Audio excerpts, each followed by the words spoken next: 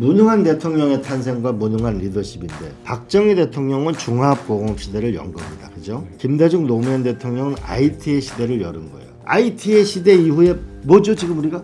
없습니다. 없잖아요. 이명박 대통령이 정보통신부를 없애니까 오늘 이 지경이 오는 거고 해양수산부를 없애놓으니까 한진해운을 잃어버리는 거 아니에요. 미래를 보는 지도자의 대통령이 없었던 게 첫 번째 가장 큰 것이다. 적어도 이제 아시아에서는 싱가포르, 홍콩을 넘어서는 나라가 대한민국이 돼야 되는 게 아닌가. 이제는 AI, 기후위기, 생명과학 이 3대 부분에서의 뉴딜이라는 빅딜을 해나가는 새로운 과감한 혁신 전략이 좀 필요하다고 합니다.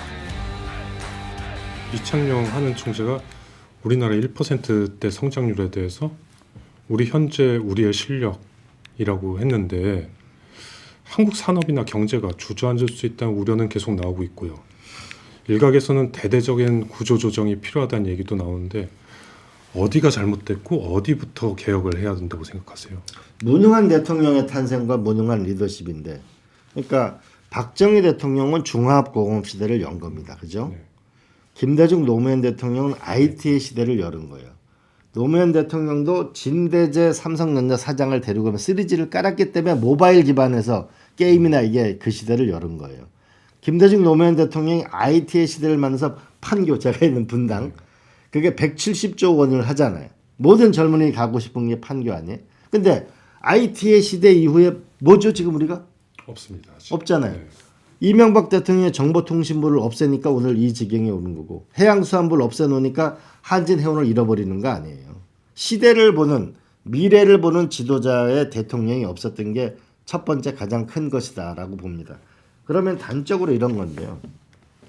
이게 우리가 그 나스닥 지수하고 코스피 지수인데 우리가 2007년도 노무현 대통령 때 끝날 때 보면 1820 거의 비슷하잖아요. 이때는. 그 이후의 격차를 보세요 한번. 그러다 보니까 우리나라 서학개미라고 미국 주식 살려고 지금 250조 원이 가 있는 거예요. 한국 주식시장에 한국 기업에 돈이 안 들어가면 한국 기업이 어려워질 수밖에 없는 거고 한국 경제가 무너지는 거죠. 왜? 그러면 서학개미가 당신들이 잘못됐냐? 그게 아니고 이들은 혁신이 여기에 있다고 보는 거잖아요. 그럼 단적으로 한번 이렇게 보세요. 타다 할 때 우리가 우버 그 택시 기사들 다 택시를 사줬잖아요. 일부. 그리고 혁신을 꾀했잖아요. 그러니까 택시 운전기사도 살면서 우버 시스템이 등장할 수 있는 것은 무엇인지. 지금 로톡 서비스 잘 안 되잖아요. 닥터나우 잘 안 되잖아요. 일본서 되는데. 그러니까 그러다 보니까 AI나 뭐 대규모 혁신이 아니라니까 좋은 일자리가 아니라는 거잖아요. 싱가포르에 있는 많은 사람들이 금융기관에 세계적인 금융기관에 싱가포르에 가 있는데 싱가포르보다 우리가 훨씬 안전하고 사계절도 있고 살기 좋잖아요. 근데 왜 금융기관은 홍콩하고 싱가포르에 있냐고요. 우리가 규제가 있는 거거든요. 그러면 뭔가 적어도 이제 아시아에서는 싱가포르, 홍콩을 넘어서는 나라가 대한민국이 돼야 되는 거 아닌가. 그러면 많은 혁신. 그래서 저는 이렇게 생각합니다. 산업화 세력의 영광을 잊어버리자. 왜? 산업화 세력들의 경제성장에 기여한 거지만 이제 12국가가 추락하고 있잖아요.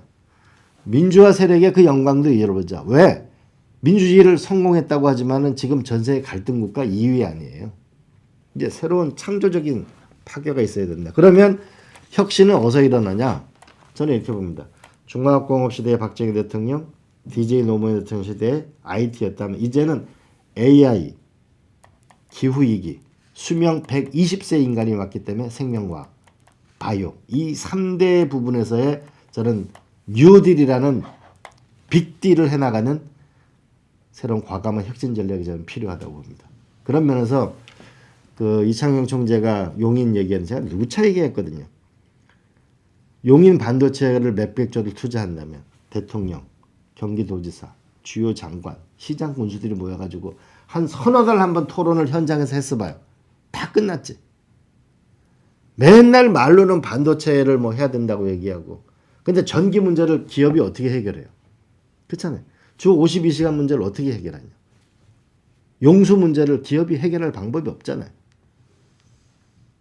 말로만 한국 경제를 살리게 하다 보니까 결국은 이거고 시대 변화를 못 본 거예요. 세상이 어디로 변하는지.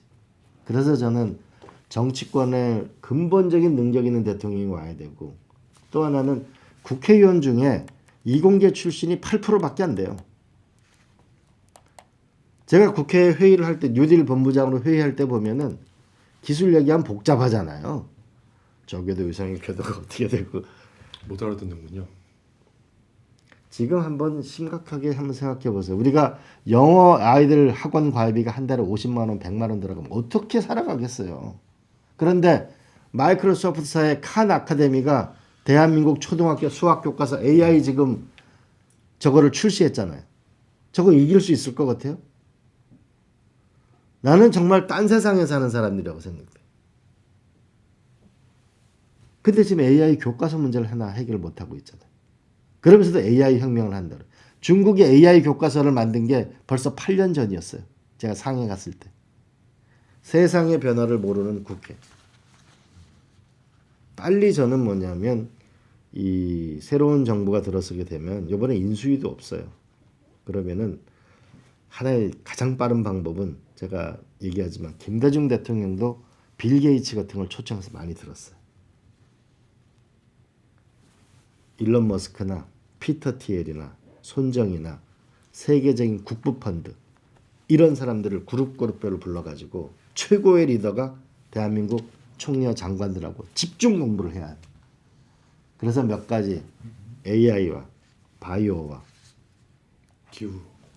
기후위기, 에너지 이런 부분에 천명을 하고 그리고 우리가 무슨 걸 동원할 거냐? 국가예산 700조 시장에서 금융자산이 돌아가는 거 8천조 국민이 모아놓은 국민연금 등 3천조 이를 전체 포트폴리오를 짜가지고 총력 투자를 하는 거죠. 그래야 저는 변화를 꾀할 수 있다고 봐요. 우리 김대중 대통령 시절에 전 국민 컴퓨터 배우기 다 했잖아요. 대학생들 아르바이트는 전부 아카이빙이었어요. 지금 대대적인 AI 교육이나 AI 열풍이나 경로당부터 지금 전부 다 초등, 초중고 이 시대로 가면 성공해요. 왜냐하면은 전 세계 80%의 대조자를 갖고 있는 건 우리나라밖에 없어요. IQ도 전 세계에서 제일 좋아요. 근데 과거에는 AI가 없을 때는 미국이 절대 강자예요. 왜? 임상실험 하나만 해도 수천억 원씩 돈이 들어가니까. 이제는 모더나가 AI로 임상실험을 해가지고 등장한 거잖아요. 이번에 노벨 의학상도 AI가 받았거든요. 그러면 미국과 빅테크 협력을 하고 AI 엔진 협력을 하고 협력을 하면 우리가 이길 수 있죠. 일어설 수 있죠.